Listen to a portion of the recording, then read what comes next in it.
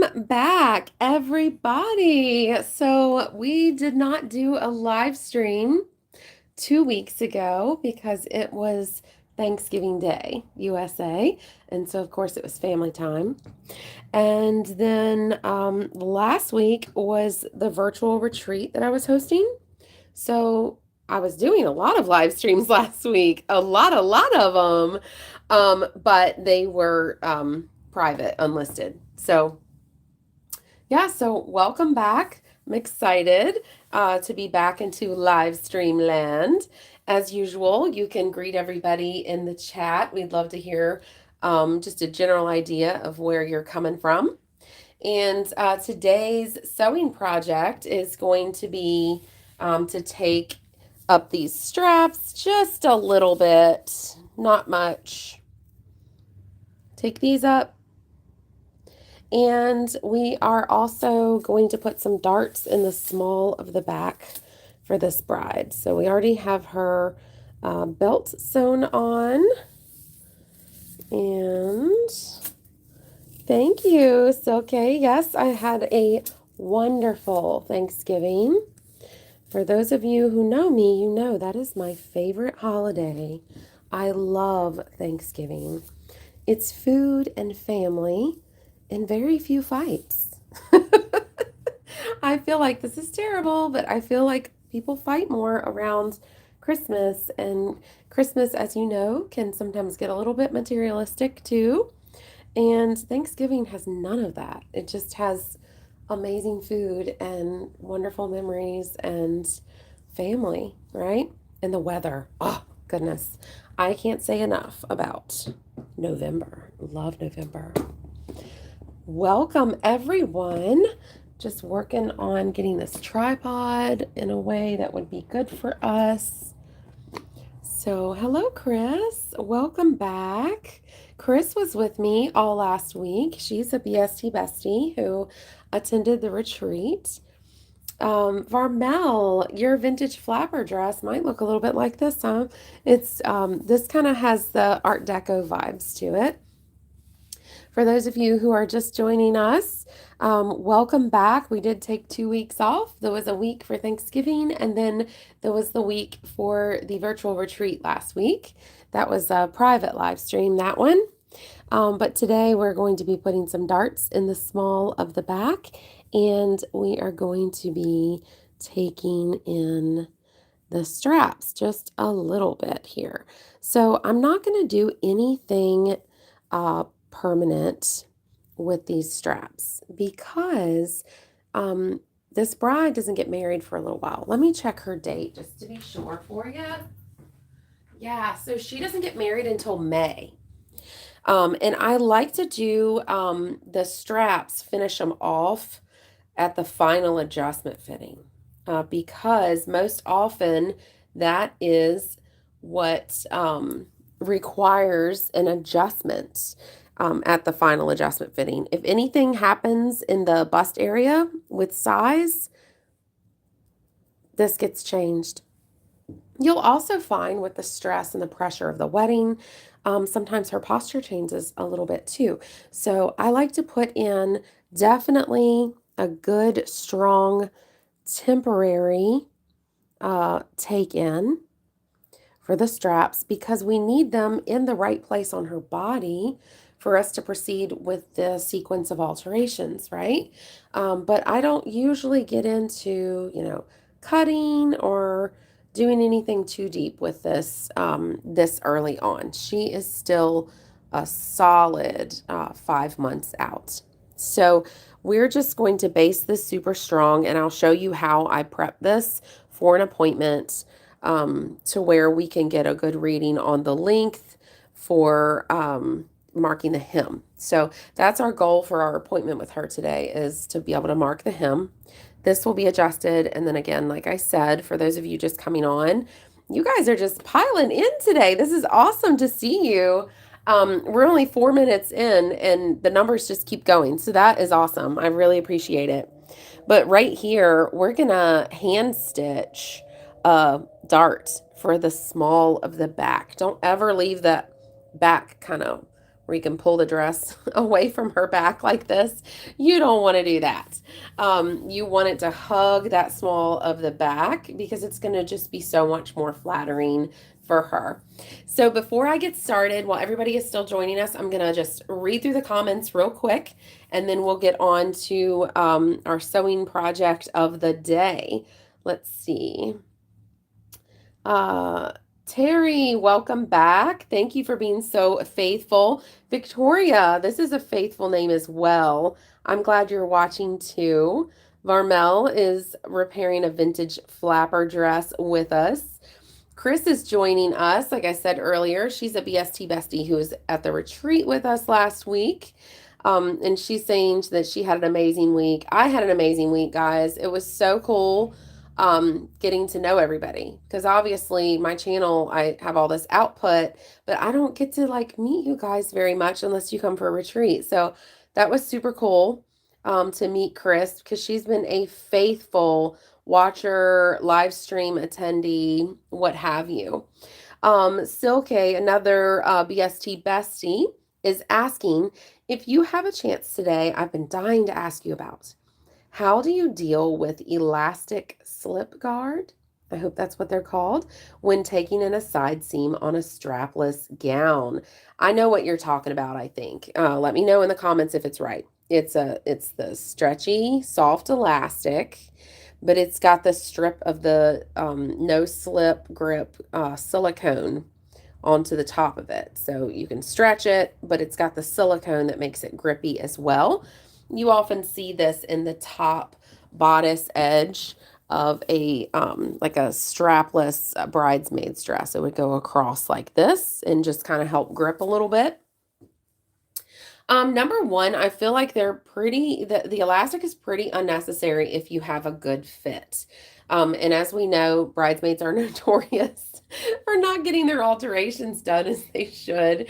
So it's kind of good to have it in there in case the alterations are not right.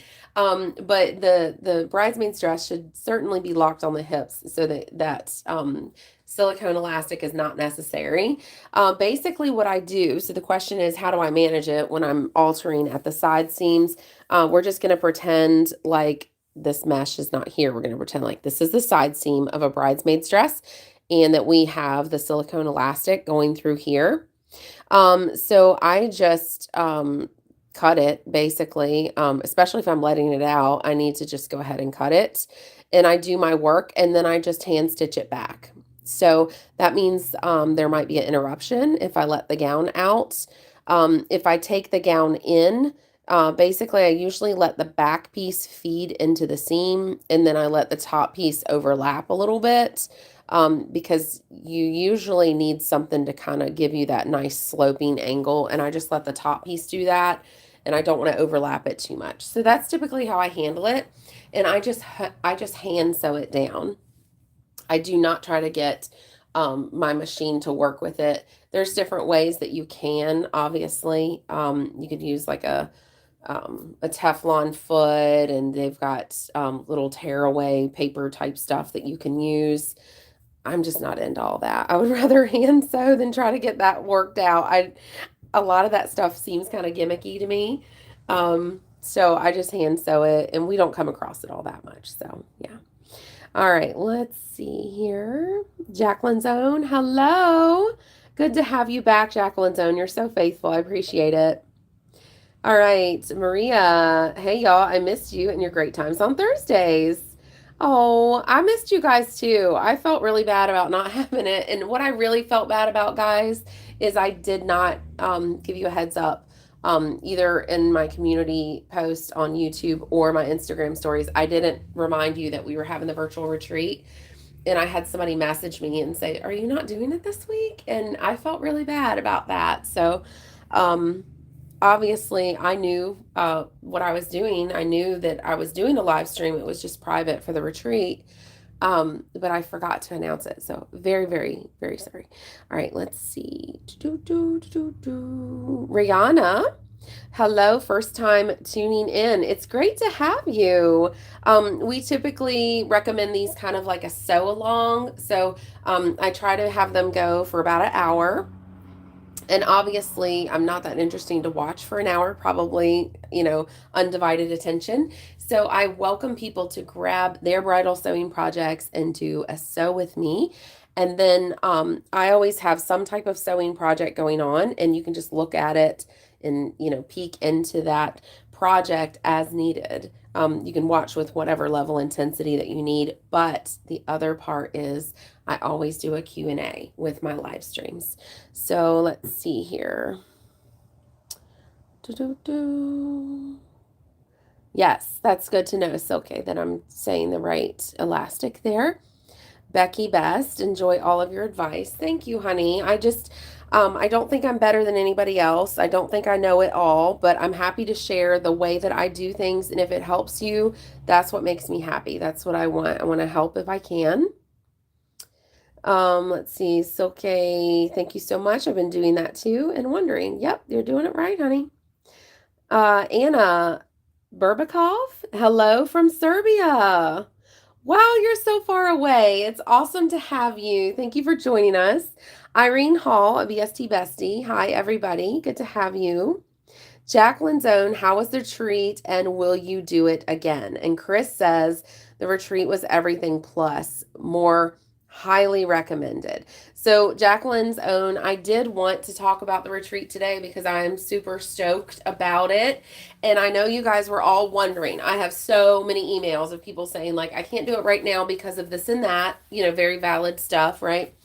And, this thing is going on, or it's with my calendar or finances or the stage of life or whatever, we can't just drop stuff. So lots of emails like that and asking if they could take a rain check. Can we do it another time? And so what I said in my responses and what I said on my website is I was open to the idea of doing another retreat, but I wanted to wait and see how this went to see kind of how I would do it. So it was, and I'm not exaggerating, this is not a sales thing. It was better beyond my wildest imagination. I never imagined that it would go so perfectly. The mix of people was unbelievably positive. Everybody was definitely kind of my target audience. Nobody was there that was like, I think you signed up for the wrong thing. And, because that can happen sometimes. But as you know, I do try to be really honest with people. And I did have some people reach out before the retreat and say, should I do the retreat? This is where I'm at. This is what I'm doing. And I did actually tell some people it was not a good fit for where they were at the time. So I did try to vet, not in a mean way, of course. If they were just interested and wanted to do it, that's fine. But I didn't want people to spend their money if it wasn't a good fit, right? So anyways, with that being said, I did decide, I think I want to do annually, and I just want to put it on the calendar like perpetually, because that was one thing I got a lot of feedback on was like, my calendar is the same way. My calendar goes out 10 months to a year ahead. And if I only give you 3 months notice, you can't just drop everything and attend a virtual retreat. And it is flexible. There's replays and stuff, but I feel like the retreat goers did enjoy it more when they were live. So yeah, I think I'm going to pick a week, and I'm going to do it the same week every year and do a week-long one. But also in response to what people asked about, I want to do some retreats that are shorter too, because some people just can't make it work. So I'm thinking I would like to do like a 2-day retreat also, and that's at a lower price point. And I do like that we did NDAs so we could all talk about like, details, financial details, contract details, whatever we needed. That was awesome. We'll continue to do that. Again, I did show my face for it. We all showed our faces, it was so cool. It was very unifying, very trust building for all of us. I'll continue to do that format, and I'll continue to offer replays. I think that's a super important part for people to go back and do replays. So Yeah, so that's how I feel about it, Jacqueline. Thank you for asking. It was amazing. I was so thrilled. And the goals, oh my goodness, like it was so inspiring to see the actionable steps that people are going to take afterward, and see all their new goals and stuff. So the retreat does also include a private Discord channel. You guys know I'm on Discord. I'll put a link to the Discord in the video description after this live is over and processes. There'll be a link there, and then I'll post my link again on Instagram stories. But we have a Discord for all the BSD besties. But then the retreat goers have their private channels. And let me tell you, those channels are buzzing and popping. And I truly feel like, correct me if I'm wrong, guys that went, I feel like almost just the private channel is worth the cost of the retreat because you have a network now. You spent an intense week with other sewists who are like-minded. They're in the same stage, of their business, launching or wanting to grow.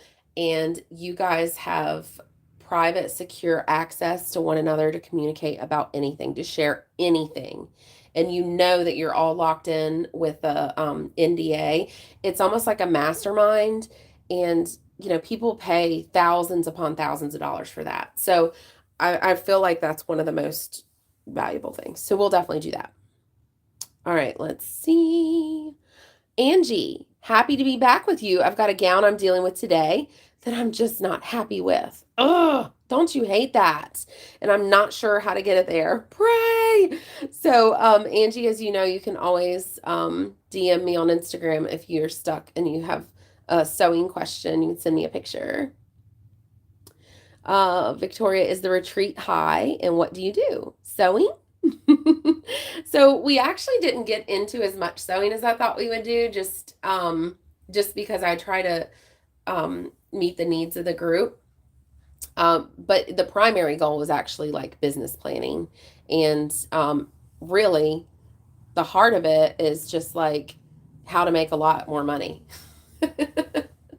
So, how to elevate the experience that you give your brides, how to market yourself, how to price yourself, how to schedule yourself, all the things so that you can have a wildly popular sewing business, wildly profitable sewing business, I should say.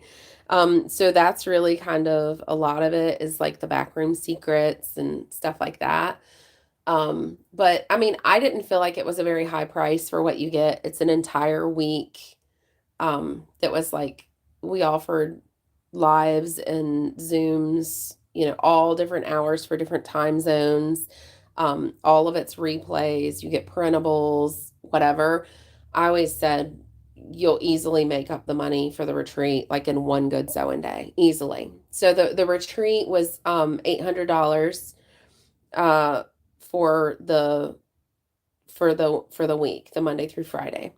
So in the future, I'll probably do kind of the same, but I'll probably do like a $800 for the first week, and then like for the first bit of people that sign up, and then like the early birds, and then for the people who sign up later on, I'll probably raise the price to like 1,000 or something. But it's very, very easy to make back.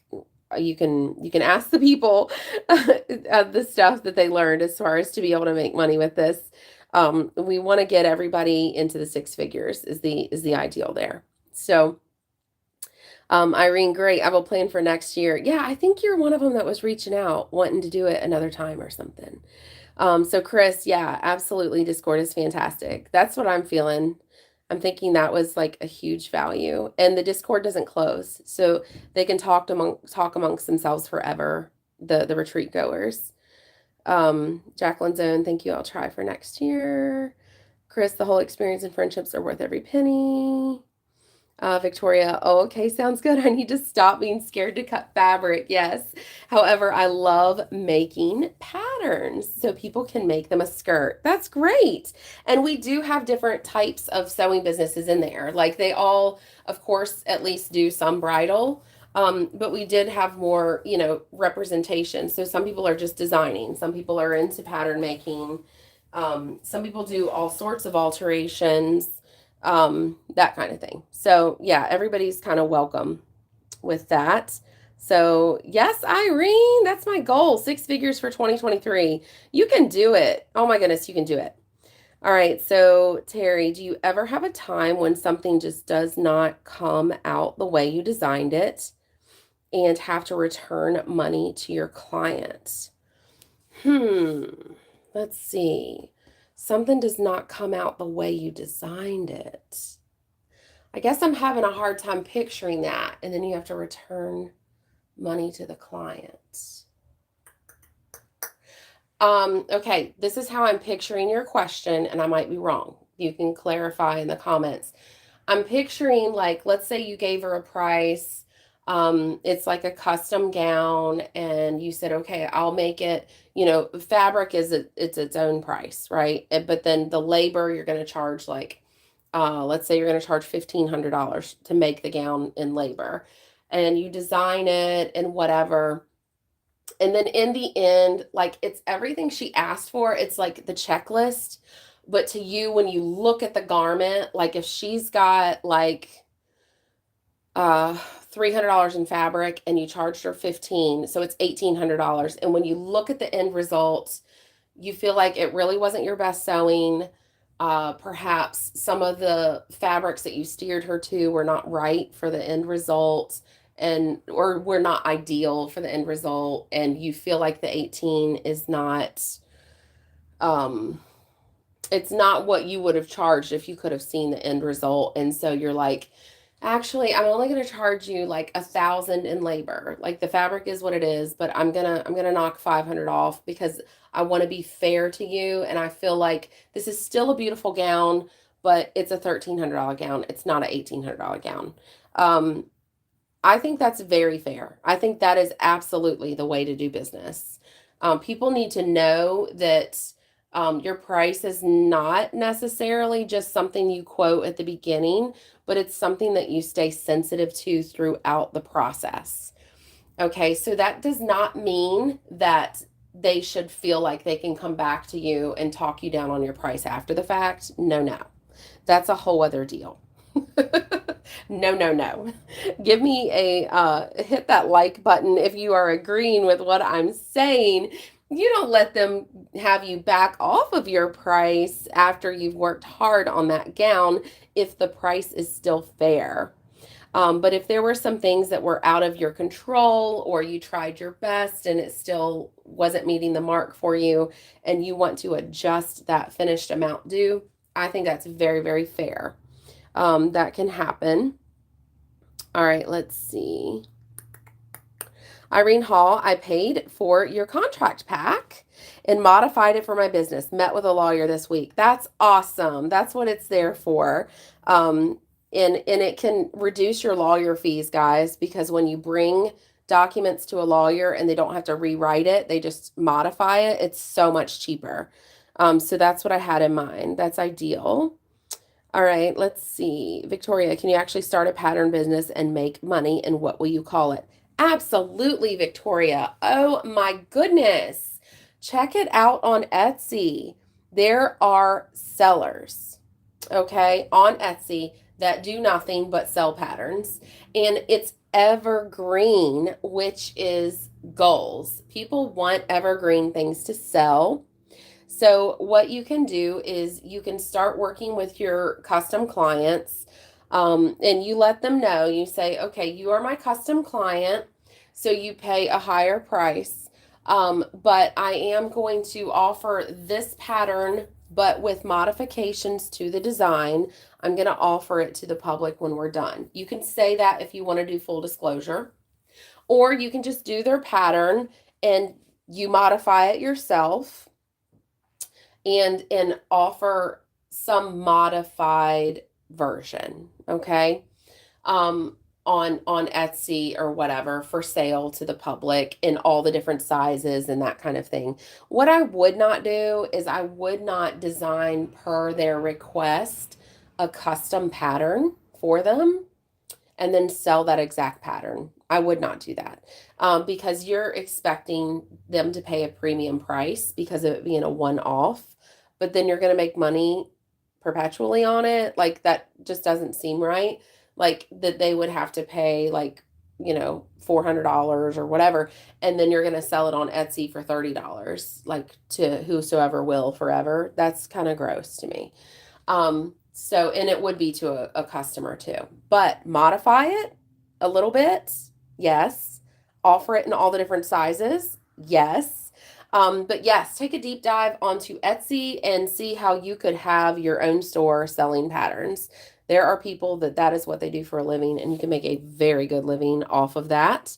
And a good way to get your name out there is to make garments with your patterns and get them out to sewing influencers.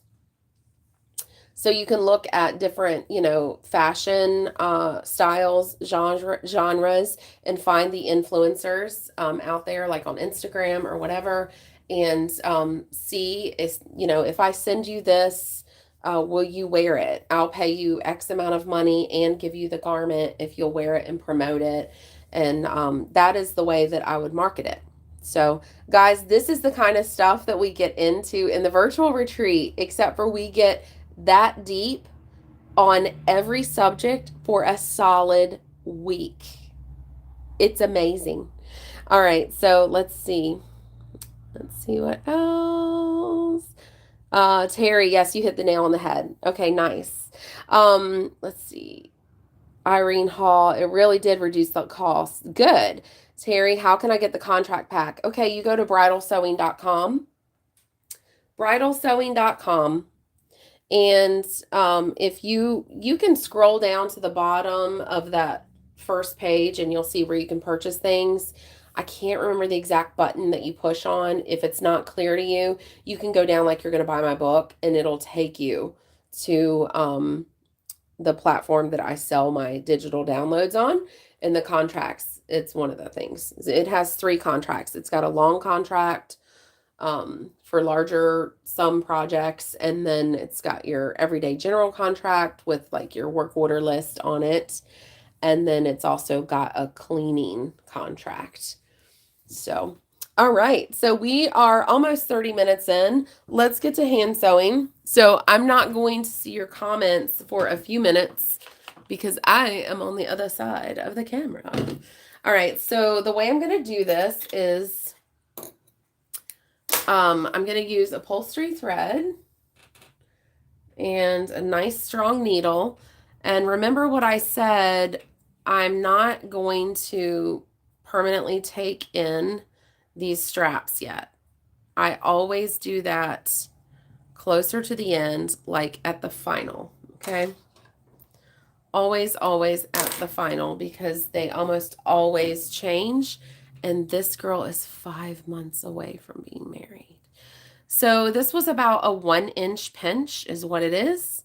And I really am not super concerned. I'm going to catch just like this to lock it on that knot. I'm really not super concerned about the neatness of this because I tell them that it's just basted. So they know. Oh, lucky us. We've got a knot. People, my first stitch, and we have a knot. Welcome back to the real world, right, of sewing. This is great, though, because I can show you what I do when I get this kind of knot. All right, so I'm still going to go ahead and do this a couple more times. Put a knot in this. All right, I do that. I do this. And that.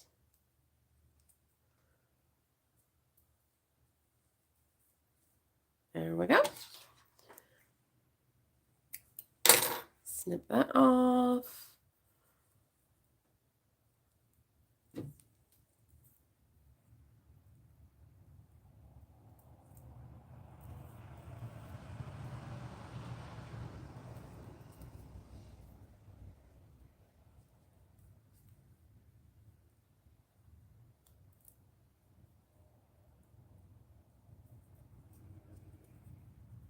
It's rainy out here. It has rained for days.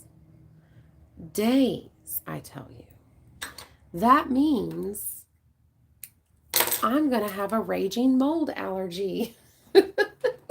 As soon as this rain stops, oh my goodness, I'm going to have a raging mold allergy. So I'm going to sound really froggy. Really froggy next week.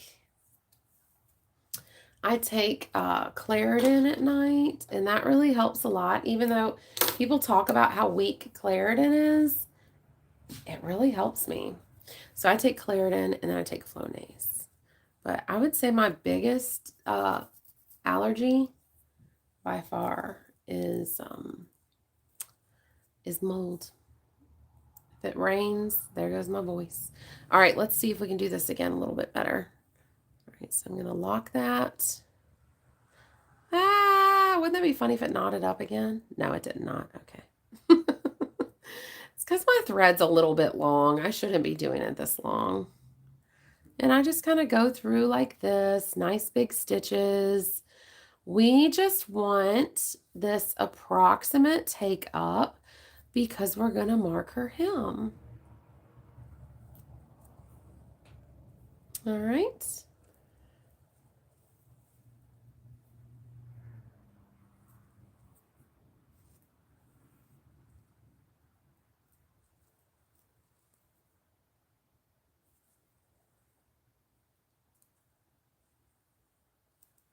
Ah, knew it was going to happen. It's okay. Remember, these are just basting stitches. I would never do this kind of thing for somebody to get married. Don't go by that, right? So the process, if this was a final fit, is I would make sure that this fits well right here. I would adjust it a shade tighter because we're going to get rid of this lump, right? But I would open this up. I would mark it. I'd open it up, and I would clear the beads away where my seams need to be. And then I would come in and like machine sew there really well, like back and forth on the ends and across. And then I would splay it open and stitch my beadwork back over the ditch with it splayed so that the splays are held down flush, and then press it. Obviously, I'd have my iron on nylon, but that's how I would do that to make it flat if it was for a final. So, all right. So with this, I was picturing kind of like a hand sewing deal. Again, this is nowhere near her final. So let me tell you a couple different scenarios of what I would do with this. I need to look at the sketch again. I made a sketch. If it's above the waist, I would just machine sew a dart right here, which actually may look beautiful because we've got all these lines. I may not have to fudge over that at all. We've got various opacity, however you say that, varying opacity in this, and it's very linear, so there's a good chance that a nice neat dart on both sides, symmetrical, will look just fine. We could do that. If it has to cross over through here, which it sometimes has to do, I would just test that out and see exactly how deep of a project does she need. I would also look at her budget. But I would definitely clear like these beads away. And for the first appointment of her trying it on to make sure the dart is the right depth, I would just grab a tab inside. Okay. Grab it like this. And I would just sew a dart right through everything. This is for her fitting where it's just basted. Remember, the fitting that she's coming to next is marking her hem. So we need these things just to make sure the fit looks good on her and get the fit close enough to get a very accurate hem mark, okay? So keeping those goals in mind is always very important. Obviously, if she didn't need a hem and this was going to be her final appointment, I would have just made very careful notes of how much this needed to be taken in. And we should really kind of open this up here, as well as removing the beads. And we would dart, and then we would dart the outer layers, dart the inner layers, seam them all back together. And then anywhere that the dart was apparent, we would bead it. So I would just grab some beads that match and sew right up that darted seam to cover it. And I would make sure that whatever design was going on in here looked continuous. Because when you take this in, it is going to interrupt it a little bit. Okay. So I would check on that, and then of course press it and make sure this looks very, very finished. But that's just not where we are in the project. She's 5 months away from getting married. So let me just double check my sketch and see if it was above it or below it. I don't really remember. I just remember there are darts in the back. So let's see. Oh, nice. So the darts are above the waistline. So that's pretty cool. So I can show you how I would do that on a machine. You can also hand sew that. Since I'm basically basting this for an appointment, I'm going to show you both ways. Because really, it's just for me to see, right?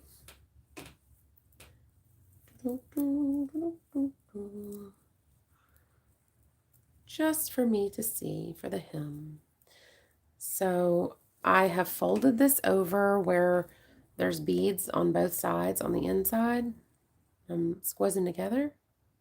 Okay. Beads. Making sure everything is lined up like that. And I can definitely get a beautiful 1/4 inch, like folded 1/4 inch dart in there. That's wonderful. So easy, so perfect.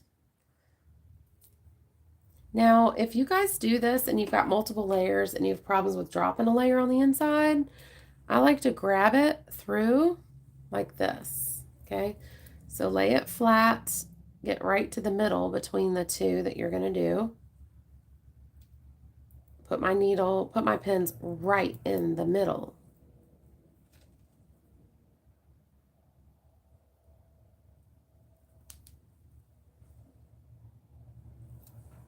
All right, and this is going to be about a 3-inch dart. So here's how I'll do the machine stitch. Start here. And these pins, it's not that they're even holding the fabrics together for you. Yes, they are, but that's not the point. The point is, let me get you where you can see.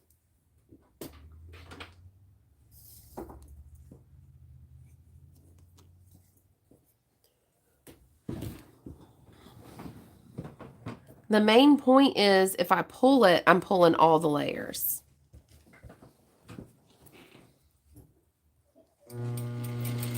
We're going to real quick hug up to the beadwork. This is my left invisible zipper foot. Okay, so I can't imagine my sewing life. Again, I'm just pulling it over with it. I cannot imagine my sewing life without those feet. They're so helpful. I don't know if you've seen me use them before, but let me introduce you.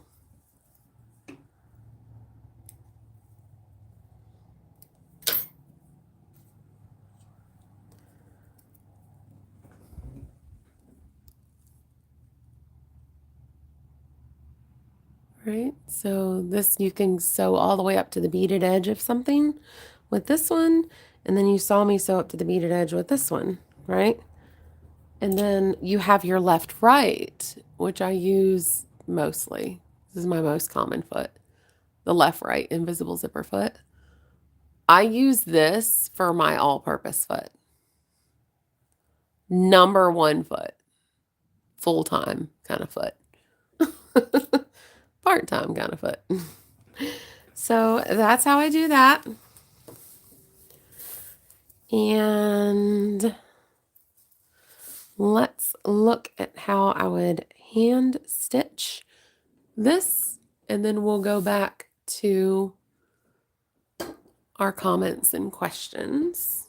Let me get you back over here.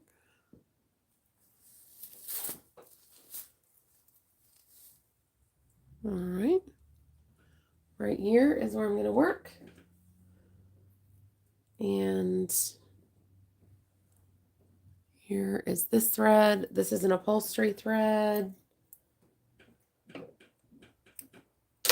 I would want to use the strongest thread I could use that would still be kind of invisible-ish. Okay. All right. So with this, I'm going to start a little bit above where I want the bottom of it to be.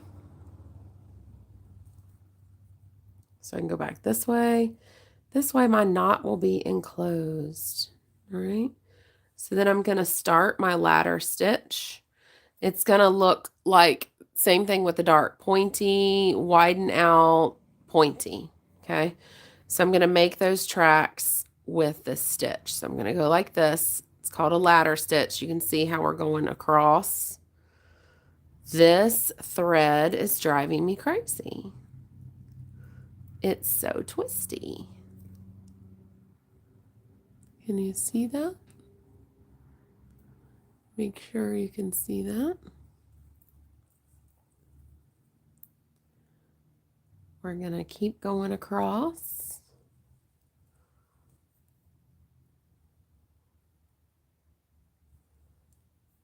Here.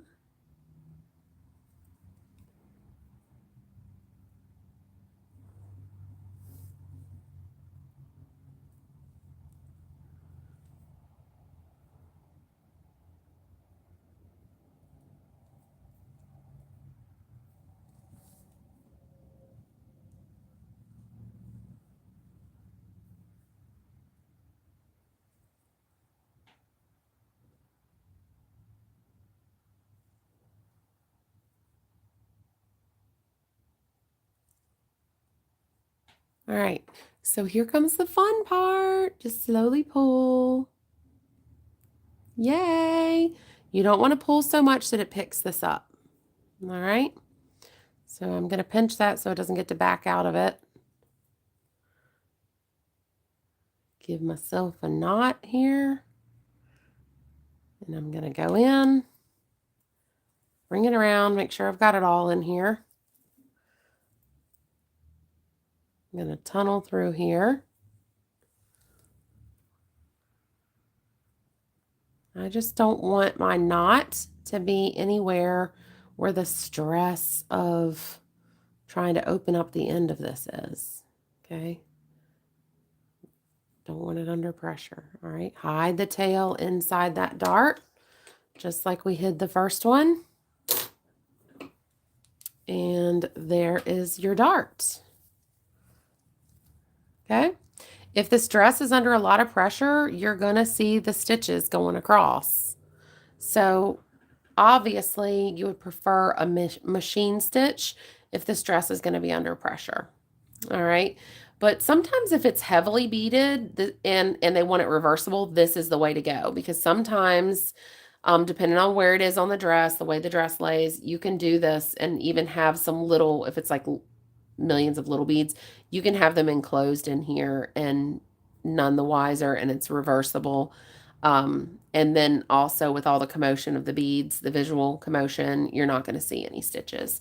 So there's quite a few instances that you can use that stitch.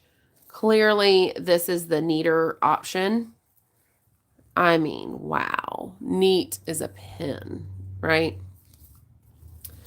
So there's your options. I'm actually going to go over this and machine sew it because I just like it so much more like that.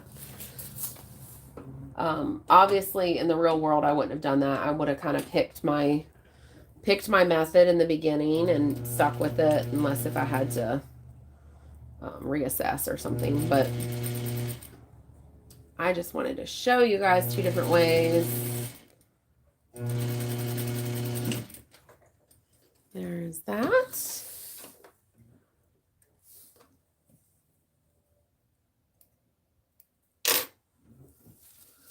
All right, now she's going to be ready for her appointment. Let me get her hung up, and then I'll come back and look at the comments. If you have any questions, sewing business related, sewing related, anything, drop them in the comments now, because I'm getting ready to come back and read the comments and answer your question.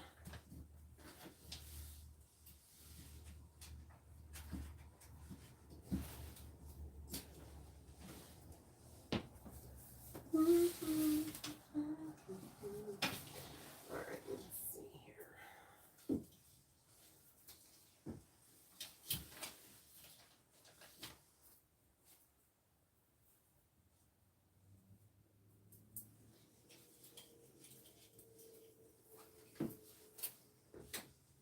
All right, let's see the questions and comments. Thank you for the thumbs up, guys. It helps us so much. Okay, Di. I'm thinking it's Di, D-I, like Diana. Di Swain. Your knowledge blesses my socks off. I did not hear of the retreat, but I am in next time. How will I know? Definitely you guys follow me on Instagram. Follow me on Instagram. My actual grid is pretty stagnant. I don't really have anything going on with my grid. I just didn't get a lot of views with that, and so I just kind of made it pretty and then stuck with it. So follow me on there, and you'll find me giving announcements and discussing things and whatnot in stories on there. So I had it in stories. I did mention it in live streams. I try to put news in the live stream. So if you're able to start attending those each week, you would definitely hear that. And then it was on my website for a while. So you can always go to bridalsewing.com and see what's going on there. I post on the blog, and then I also put it on the homepage. So there's all sorts of places. There's also the Discord. I talked about it in that too. So basically, if you just kind of look around to where I'm at online, I did put it on the community page of YouTube also. What I did not do is I did not heavily advertise this at all. I was open to advertising it, but I didn't have to. I met my goal. It was a capped retreat. We had 20 attendees, two of which were not able to attend live, but they got the replays. So we had 18. And they were all BST besties. Some of them, oh my goodness, had followed me from when I very first started my channel 5 years ago, which was so cool. And they have like a full-blown sewing studio now. That was so rewarding to see. But yeah, so what I thought was, if I didn't have enough interest just from kind of, I also emailed anybody who put in on my email list to be notified.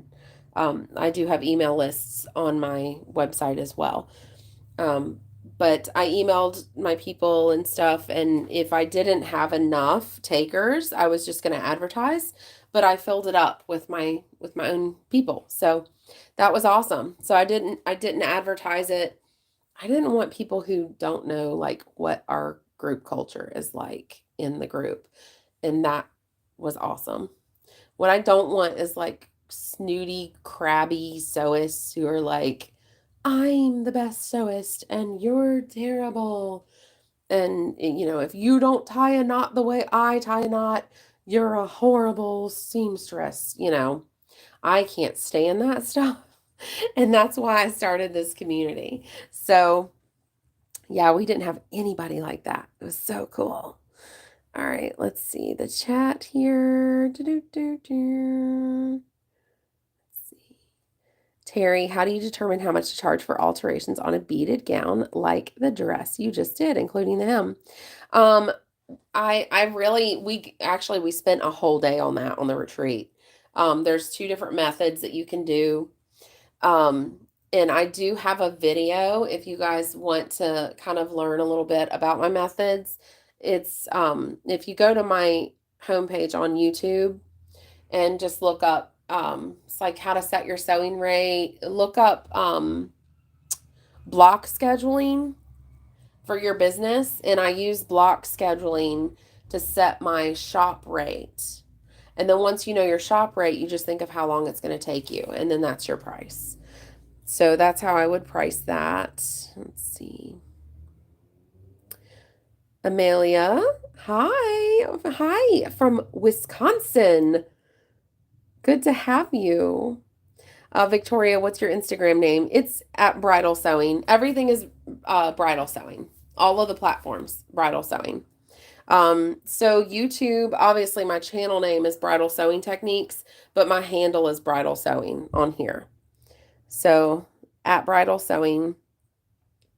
And everything is also linked to on my website and on my YouTube channel homepage. Victoria, do you have a Facebook group too? No. You can tell how I feel about that with the way I answer. No, I do not. So I always say that my Discord, it's kind of like, it's the idea that you get from a Facebook group, but it's all BST besties. It's all the Bridal Sewing Techniques besties on there. The Discord, I say it's kind of like Facebook groups without the Facebook. And I also say we're chatty, not catty. So that's kind of what we're going for with that. So I'm sorry, but no, I don't have a Facebook group. I just personally have a hard time navigating Facebook, and I'm not very active on there at all. So if I post anything on there, it's just because I posted it on a different social media platform and they cross posted it. It's not because I went to Facebook and actually did it. So any more questions? We are about done. It's 2:51. So drop them in the chat if you have any further questions. If not, I'll try to come up with something to talk about for the next 10 minutes that I feel like could help you guys. Here's one thing that's really interesting that I've been using.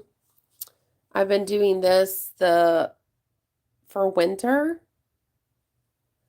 and this has helped so much. Gold Bond Ultimate Crepe Corrector. And then they have a night one that I have on my nightstand that has retinol in it. And I've always found that to help me the most is if I put something on at night that kind of works away at the older skin. And then in the morning you wash your hands and put on another deep moisturizer. I found that has really, really helped. So a few other little housekeeping things about the channel. I do intend on closing out my merch with Teespring in the merch shelf below my videos. I think I'm going to go to a different merch company. So if you guys want any of these from Teespring, get them now before the end of the year. Do you remember this mug? I'm obsessed. Yes, I'm a bridal seamstress. No, I won't hem your pants. So I have these in the slides, like the flip-flops too. And then I also have it's so cool. I wish I could show it to you. My daughter has one. Well, she has two of them, but it's a sweatshirt with a crop top front. So you just wear like a different color t-shirt under it. But it's a sweatshirt hoodie that says the yes, no on the front too. So that's good fun. And then some of them just like advertise that you're a bridal seamstress, which was the goal of my merch. I didn't want my merch to advertise my channel. I wanted it to advertise what you do for a living when you go out in public. So that's good fun. All right, guys. Let's see. Victoria, do not apologize for the questions. Again, if you guys don't come up with questions, I have like a million topics I can cover, but it's also only 10 minutes, So the questions are ideal. That's what I want. Okay, sorry for all the questions. Do you have to undo the beads on that dress to do alterations and hem? Well, as you saw, the way that the dart worked between the two rows of beads, no, I did not have to. But for the straps, yes, I would have to finish off the the tops of the straps. And I did describe, before I basted them, I described how I would take it up the right way. So if you missed that part, if you got pulled away, at work or something like that, you can always go back on the replay of this and see how to do that. So let's see, Terry, you're amazing. I don't know who you're talking to, Terry. Who are you saying that to? Okay, Silke, I haven't been able to find your Discord link. I'll try again. Yes, okay, Silke. When I sign off here, I'm going to add my Discord link to the description of the replay of this live. So you'll have to go back to my channel like in an hour or two and find this video and read the video description, and it will have the link to the Discord. Also, guys, if you go to my Instagram stories, okay, my Instagram is @Bridal Sewing. Go to my Instagram stories. I will post the Discord link after we finish this video, and you can click on that, and it's amazing. I try, okay, whenever a social media platform comes out and it gets super popular, like TikTok or whatever, even if I'm not interested in being on that platform, I get on that platform just to save my channel name / username, whatever, right? So for TikTok, I got on there, started an account for Bridal Sewing, posted like, I don't know how many, 15. They were basically Instagram stories that I reposted. I just posted them on there, or reels. I posted like 15 reels. I just reposted them to Instagram, just to have content on there. And then I left it. It doesn't, whatever. My main thing is YouTube. After that, my main way of communicating to really express my personality rather than just technical sewing skills is by far Instagram stories. So if you want to follow me where I'm active, it's YouTube and Instagram, and it's in my Instagram stories. And don't forget, if you ever have a sewing question, I prefer you get me through DMs on Instagram. That way you can send me pictures of what you're doing, and I can also send a voice memo answer. Typing out a sewing question answer is like terrible. You won't even understand what I'm saying. I won't even understand what I'm saying. So it's hard enough to describe sewing, but to type it out is horrible. So yeah. All right, let's see. Belinda Broussard. Do you turn away custom sewing or work it into the schedule? It depends on the season of my business. My fun fact, my sewing business actually started with custom dressmaking. I even have old patterns still up in the attic of my sewing shop here, that I made for custom clients, where we would develop a pattern and then we could make the same thing for them over and over. That was super cool. So I'm not opposed to it. In my current business model, I don't offer it. But for custom bridal sewing, I personally, if I offered it, it would be a very, very high ticket item. Like, I would not make a dress for less than fill in the blank. Okay. So I would come up with like a very high number, depending on the area, like 5,000 or 10,000. For the kinds of gowns that I would like to make, I'd probably say, 7 to 10,000, would be my minimum for a custom wedding gown. If they're just like, yeah, but it's just simple and crepe and whatever, well, then they can just buy a simple crepe gown. You know what I mean? I don't see the need for a custom gown for that. In very few circumstances would you have that. So, I keep wanting to say Amelia, but you're Amalia. That's such a pretty name. I hope I'm saying it right. Amalia? Am I saying it right? Thank you. You're a really good teacher. Thank you, sweetie. Belinda, I feel the same way about custom. Yeah. So, what I do not get into is feeding into that idea that people, for some reason, think they can find a hideous dress, for like, $100 online, and they want to bring you the picture of their screenshot and they want you to make it cheaper, custom. That's ridiculous. No, we're not doing that. That's crazy talk. So I'm sure you guys have had requests like that. All right. Well, I hope you guys have a wonderful week. Don't forget all the places you can find me if you need me between now and next Thursday. Happy sewing and many, many blessings on your sewing businesses. Thank you so much for your support. Oh, wait, I see a quick question coming in, Victoria. Best fabric to use to make a wedding dress, and where do you find the fabric with the beads? The best fabric for the wedding dress is going to depend on the wedding dress. So I think a good starting point would be to find wedding dresses that kind of look like the style of what you're wanting to make, and then see what they were made out of. And then when you find the pattern, like the repetition in the type of fabric that they use, like, oh, for this gown, they always use Mikado. I would start from there. This gown's always tulle, that kind of idea. And I usually recommend bridalfabrics.com. They're amazing. You can find beaded fabric, any kind of bridal fabric. And Jacqueline's Own found me on Instagram. Great. I hope all you guys find me on Instagram. You guys have a great week. Take care. Thank you for joining me. Bye.